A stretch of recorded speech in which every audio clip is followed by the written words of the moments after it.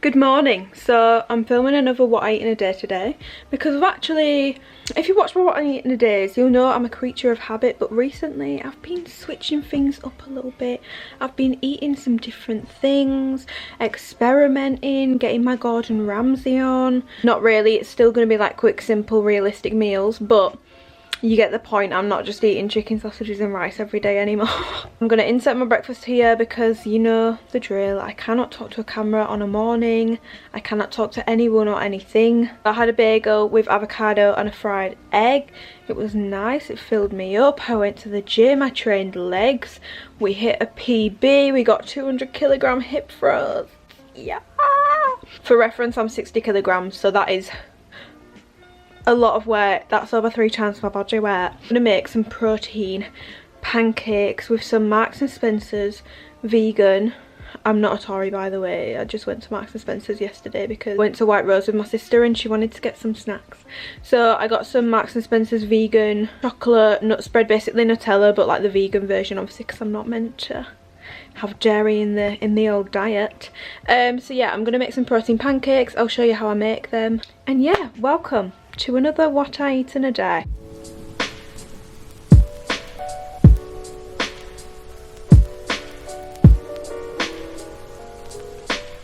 $60 grams of self-raising flour.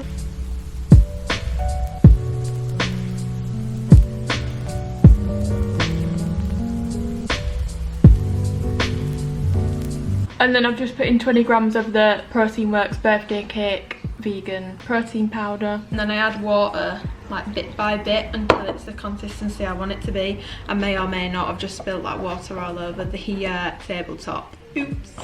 Done. Joking. More.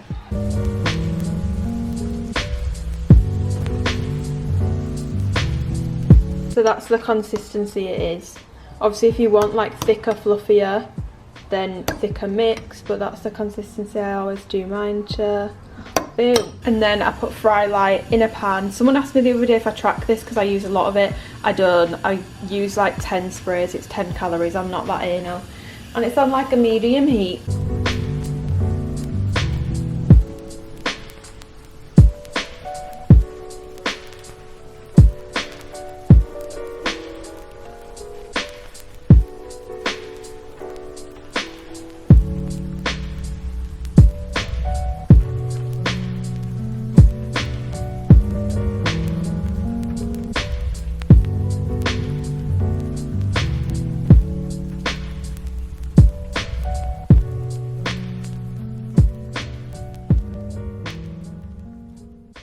If you have to have vegan protein or you are vegan, I highly recommend you try that specific protein powder in a pancake mix, because that top 3 protein pancake mixes I've tried and I made it myself, so I'm quite proud. And the Marks and Spencer's spread is really nice. That's my first time trying it. It literally tastes the exact same as Nutella, so if you want a dupe then go for it, although to be honest it's Marks and Spencer's. I'm 100% sure you can get a cheaper vegan version of Nutella somewhere else. If anyone has any recommendations, comment them down below. I was watching Flossie's, one of Flossie's, I think it was her morning routine, and she's got like flavour drops from My Protein and she puts them in coffee.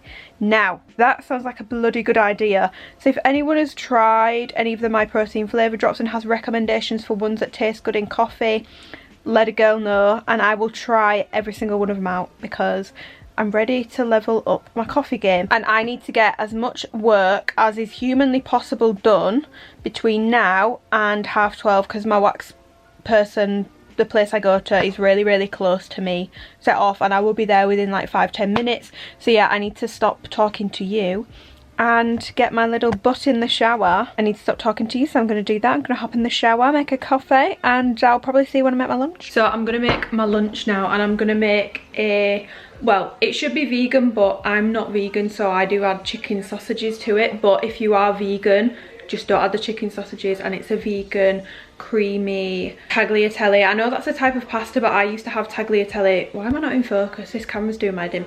I used to have tagliatelle in like a creamy sauce, and I called it tagliatelle. So if anyone else used to do that, I'm pretty sure tagliatelle is the name of the pasta though, but if anyone else used to do that, that is what it tastes like. I'm dairy free, so I've finally found an option where I can have like a creamy pasta that doesn't make me shit myself. So I'm going to show you all the ingredients, and then I'm going to show you how I make it. I've not included me chopping up the mushrooms and stuff like that, because honestly, you know how to chop a mushroom, do you know what I mean? So this is everything I put in it. I put in mushrooms, I've got about 65 grams of mushrooms there, garlic all chopped, lacto-free, butter to fry all this in, chicken sausages I'm going to put 3 in, coconut milk, I use the reduced fat one from Morrison's, 25 grams of flour, vegetable stock and pasta. So yeah, I use 55 grams, that's smaller than a standard serving of pasta, but trust me, the sauce and stuff is so filling. If you do a standard serving, you probably won't be able to eat it all, so definitely take down the pasta a notch when you make this, because it's very, very filling. 10 grams of this lacto-free butter in the pan so it can melt. I'm gonna grill the chicken sausages under here. I'm putting 3 chicken sausages on the grill.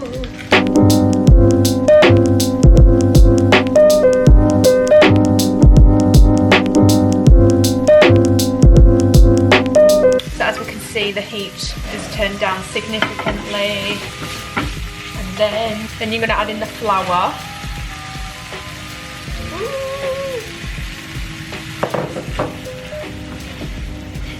Basically coat the mushrooms in that. This looks really weird, but trust me, it'll all come together. And you basically want to cook the flour with the mushrooms for like a minute.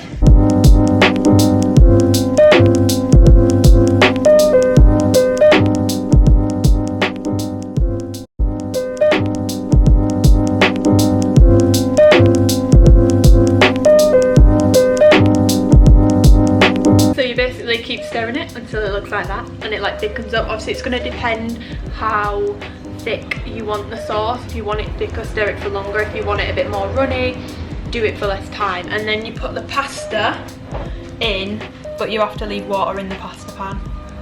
So you can see I've got water in there. The pasta. And then obviously you don't have to do this optional step, but I've chosen to add some chicken sausages because it do be an addiction, to be honest.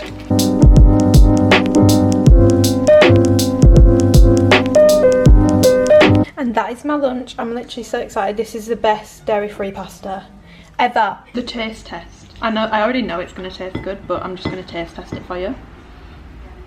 Let me get some mushroom on there.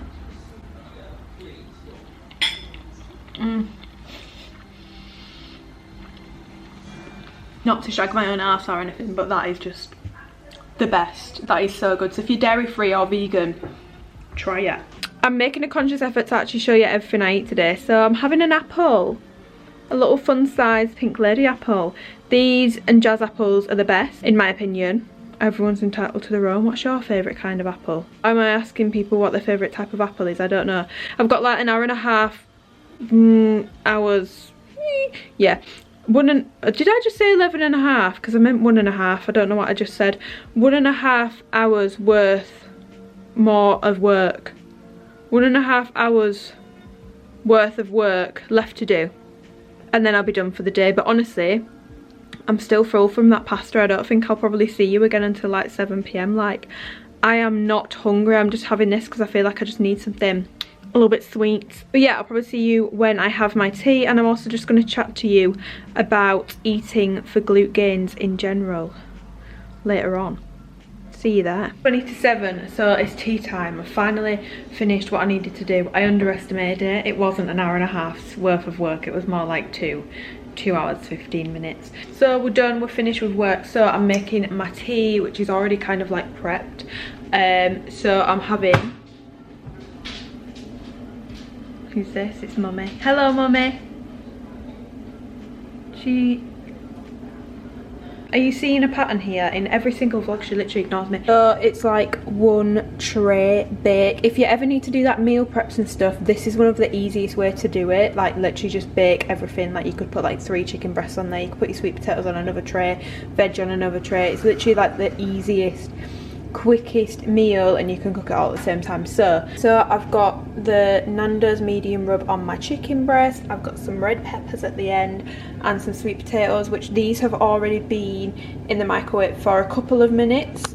Reason being is that it softens them up so that they actually go like nice and crispy little cubes, semicircles.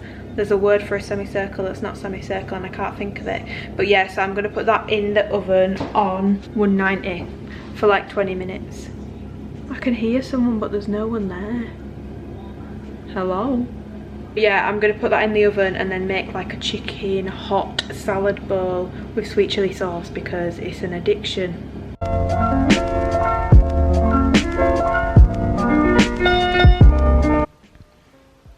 So apparently what the hell just happened? Apparently this is a new designated spot for me to finish my what I eat in a day videos. So I've got a protein shake because my protein's a little bit low today, and a bowl which is filled with Alpro Simply Plain soy yogurt. People that have been watching my what I eat in a days for the past year will know this is my ride or die yogurt. Some fruit and fibre and a white flesh nectarine, all chopped up, and I'm just going to mash that all together and eat it. But yeah, I'm going to sign off this video here. But like I said in my last what I eat in a day, is that with these videos I basically want to add like a little bit of education, help people with like frequently asked questions that I get like normally on Instagram or comments in my YouTube section. Something that I get asked all the time, and I mean all the time, is what foods are best for me to eat to grow my glutes. Is there any specific foods that you ate to build muscle? The answer to that is no. It's not what you eat, it's the amount you eat when it comes to gaining weight. So for me, when I was trying to gain weight, I ate in a calorie surplus, which is eating more than your body uses in a day. And for specifically building muscle, you are going to want to couple that surplus with resistance training. Whatever muscle it is that you are trying to grow, train it more than once a week at least. For me, I train glutes 3 times a week, but if you can only train them twice a week, train them twice a week. Even if you can only train them once a week, if you weren't training them before, once a week is better than nothing. We do know that more than once a week is better than just once a week if you're trying to grow a specific muscle. But yeah, you are basically going to want to couple a calorie surplus with a resistance training program focusing on the muscle that you want to grow. Now, the one I get asked about all the time is glutes. I made a whole video in my glute series on nutrition surrounding muscle growth, glute growth. I mean, this information kind of applies to any muscle group, so if there's any muscle you're thinking that you want to grow, train it hard, calorie surplus as well, is optimal. Keyword there, optimal. That doesn't mean you can't build muscle in a deficit or at maintenance, but building muscle in a surplus is the optimal condition for you to be adding mass, for you to be, especially if you're wanting to actually gain weight, you are going to need to be in a calorie surplus. But for muscle building, you don't have to be in a surplus to do it, but it is optimal, and why wouldn't you want to do things optimally? Something I speak about a lot on Instagram from my own personal experiences. When I first started getting into the gym, it's no secret, I got into the gym because I wanted to gain weight, I wanted to build muscle. But even then, I was so obsessed with still staying tiny everywhere else. I just wanted to grow my glutes. I wanted to stay really small everywhere else and just grow my glutes. I was burning the candle at both ends, i.e. trying to stay super tiny and also grow my glutes. But honestly, a year and a half, and it didn't work. If people want an updated fitness journey video, then I will do that because I can go more in depth with that.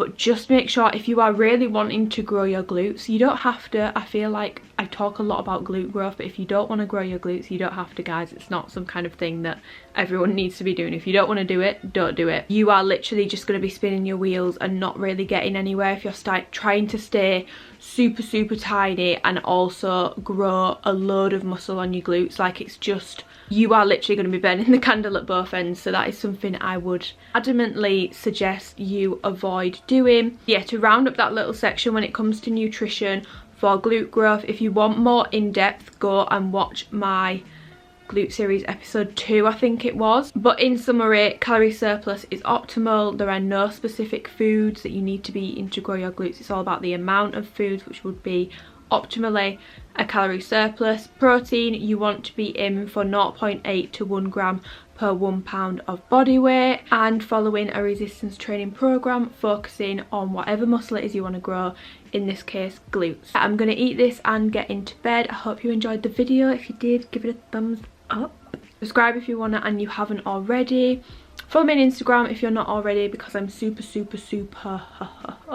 active on there, like dot on my stories every single day. Low-key annoying, but people seem to quite enjoy it. I get a lot of replies to stories. So yeah, if you ever want to ask me anything, ask me that on Instagram, because I get back to people super quick on there, and I enjoy just chatting to you all on there. I really like Instagram for talking to you. I feel like you can, like, I can like stalk your profile a little bit and put like a name to a face sort of thing, if that makes sense. So yeah, hope you enjoyed the video. Goodbye.